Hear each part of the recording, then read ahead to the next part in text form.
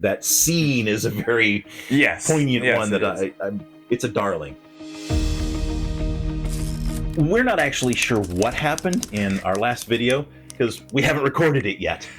But I'm pretty sure that we said something in there that's going to reference today's video where we are sharing with each other the one-page summary that we talked about in a couple of videos back that we were going to write to help us figure out how we will get literally on the same page about what we're writing.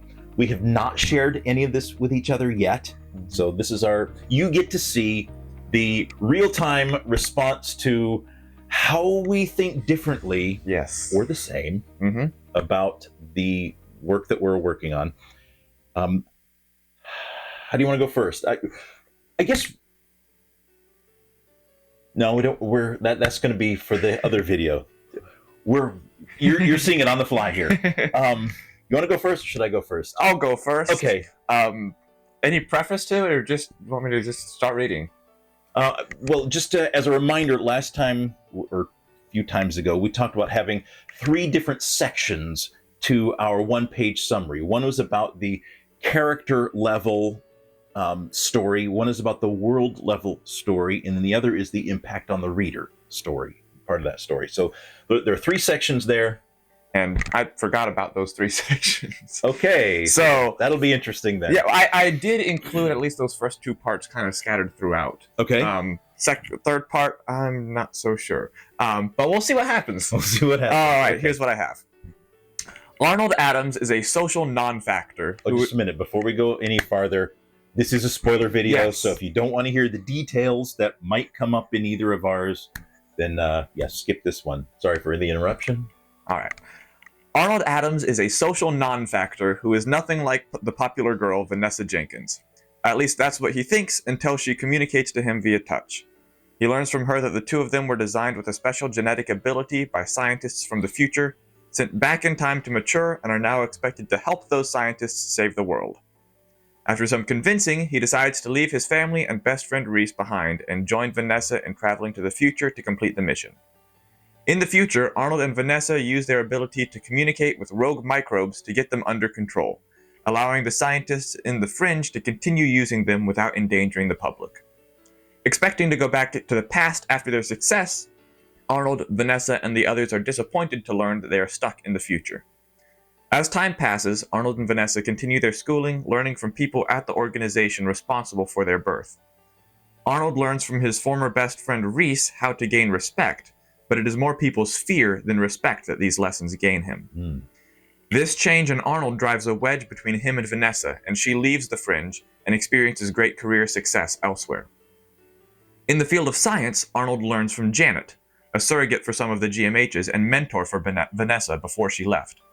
While doing some digging, I see here Vanessa, but I think that's supposed to be Janet, finds out that the larger organization, the ERG, they received funding from is potentially behind some immoral/illegal practices, including the kidnapping of her own father and even some assassinations. This is made possible by an emphasis on freedom and privacy that results in a lack of oversight. It is this same lack of oversight that made the GMH creation and planting in the past both possible and necessary. Somewhere in here, Vanessa dies of causes unrelated to the rest of the story. Appalled by the nature of the organization they have become a part of, Janet and Arnold research even more. They conclude that the ERG's current nature is inextricably linked to the cover-up of the near disaster with the microbes. They plan to send someone back in time to change the way in which that disaster was prevented so that it becomes public instead of hidden. The humility necessary for this also impacts Arnold in the past, and he no longer follows the damaging leadership choices from before, salvaging his relationship with Vanessa. As the near disaster becomes public, cries for additional oversight eventually result in the creation of the CAB to ensure all research is up to rigorous standards. Here's where it gets really murky. The CAB, which has been given the equivalent of emergency powers, starts using these powers to exercise extreme control on any and all scientific advancements. They nearly turn into a Big Brother-esque entity, but by promoting open civil dialogue between disagreeing parties, they can prevent this. Okay. Wow, there is a lot of overlap. That's good. Yeah. I mean, there were things that I wrote in mine that I thought, I'm not sure if this really rises to the level, and maybe I'll just read mine. Okay. And see how close they are. Okay, character level story. 16-year-olds Arnold Adams and Vanessa Jenkins discover that they were genetically modified as babies in the future and sent back in time to mature so their abilities could be used to address a future need.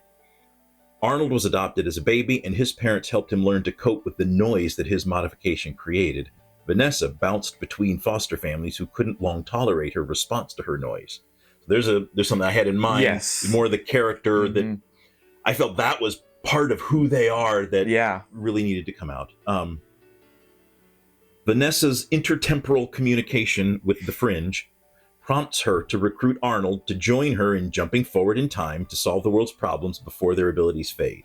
Little minor details that weren't in yours, but then here's where I think it's a little bit different.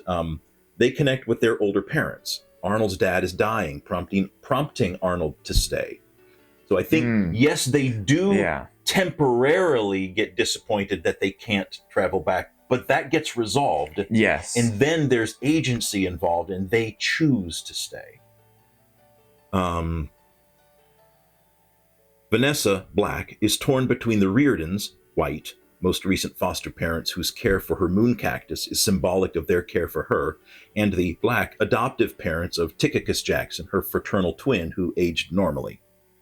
And he didn't show up in your summary. To me, that part of her journey feels, at least I'm emotionally attached to that part of her journey. And that, I think that difference is, it's interesting that it felt important to me, but it wasn't in your summary. I think I know why, but we can talk about that in our last video. Ooh. Our previous video? Yes. Previous, not final. Okay. I'm skipping too far. Okay. Arnold's clumsy pursuit of respect, you touched on that, alienates Vanessa, you touched on that, who becomes a skilled and influential scientist. You touched on that. He forms a partnership with Janet Ramos, you mentioned that, a member of the Fringe, and then I highlighted this next phrase, who lost her dad when she was young and is trying to continue his legacy. And I said, this feels like possibly the least crucial part of this summary, but the whole situation with her dad showed up in yours as well. So that I found that interesting. She was one of the GMH surrogate mothers. You mentioned that. And we erroneously suspect that she birthed Arnold. You said was a surrogate to some. I did say some. I think it would just be one. One, yeah. Okay. Vanessa dies of an illness after influencing millions. You touched on that, and it's unrelated to anything else. When the team changes history, Arnold sends back a message to himself to behave differently in pursuit of respect and in his treatment of Vanessa. That change results in Arnold and Vanessa's retroactive marriage and the presence of a daughter who encourages Arnold after Vanessa's death. So that was one character you didn't mention, but I mean, you did say resolves the relationship. Right. For me, the fact that they get married, that scene is a very poignant one that it's a darling, we'll say, in my head. Then the world level story. In the future, the Fringe performs scientific work for hire, with many other assignments coming from the Future Epoch Research Group, the ERG or ERG, creating many versions of history. In one project, slime mold used for energy regulation or creation becomes sentient and escapes containment, putting the world at risk of nuclear disaster. The Fringe is instructed to create GMHs, send them back in time, then intercept them at maturity to communicate with and control the mold.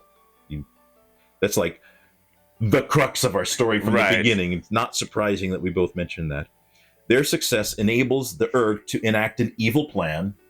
You described that from a different angle. Years later, the Fringe discovers the impact of their work and changes their initial intervention to support the Knowledge Acceleration Board, the CAB, which imposes constraints on scientific experimentation and discovery. Both organizations cling to extremes that lead to disaster. Reasoned dialogue and the recognition of nuance finally resolves the spiral of vacillating revisions.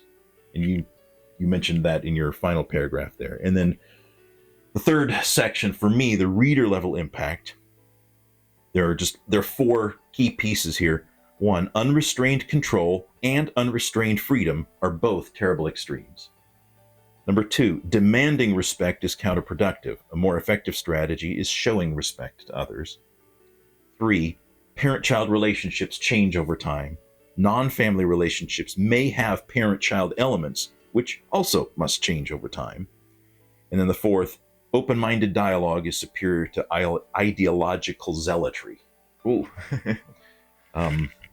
So a lot of overlap. I think we each kind of highlighted some different facets of the key concepts. But overall, I think our key story really is, it's the same story. It is, yeah, which is, it's good to find out that we're on the same page, literally. I did find some things in the process of writing this, some weaknesses, I think, in our story. Okay. And I don't know if I'll probably, I guess, wait to share that to the next video, which is the previous video. Well, are they details? Would they be spoiler level weaknesses? That's... I was trying to figure out the answer to that as going through, and I think we can make it not spoiler level. We can make it not spoiler level? Okay. Yes. I think it's weaknesses. The weakness is areas where there's not enough information for it to be spoiler level. Okay, that makes sense. All right. and you'll already know what that is because you will have already seen our previous video. Which we're about to record. Well, thank you for joining us on this one. And our question for you this week, after seeing our bouncing back and forth and how that supports our ability to develop our own story, who do you bounce your ideas off of? Let us know that in the comments, and we will see you again in a couple of weeks.